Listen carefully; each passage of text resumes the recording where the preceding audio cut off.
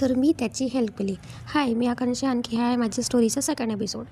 तर त्यांनी मला जसं की इंस्टाग्रामवरती मेसेज केला होता, त्याची मी थोडी हेल्प केली. त्यांनी मला म्हटले, यार म्हणे आकांक्षा म्हणे की माझी बहीण आहे म्हणे, थोडा प्रॉब्लेम झाला म्हणे, तुझी फ्रेंड आहे का म्हणे ती म्हणे. म्हटलं हो, तर माझी थोडीशी हेल्प करशील का म्हणे.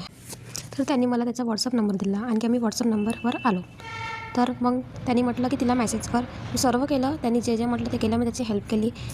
हेल्प झाल्यानंतर त्यांनी मला फक्त एक सिंपल मेसेज केला की यार म्हणे आपण एकमेकाला ओळखत नाही म्हणे, बोलत नाही म्हणे, तरी तू माझी हेल्प केली म्हणे, मला हे खूप तुझं आवडलं म्हणे, त्यासाठी म्हणे थँक्यू म्हणे. म्हटलं ठीक आहे, आपण क्लासमेट आहोत म्हटलं, बोलत पण नसो तरी मी हेल्प करतेच म्हटलं.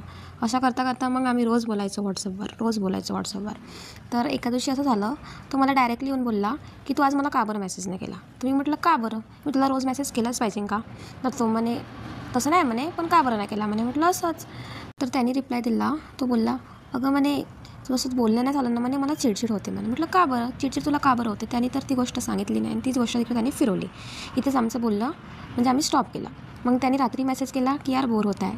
तर मी होती गार्डनला फिरत, तर चला म्हटलं आपण गेम खेळू म्हटलं. तर तो म्हणे कोणता. ते म्हटलं ट्रूथ अँड डेअर खेळू, व्हॉट्सअपवरच खेळू म्हटलं.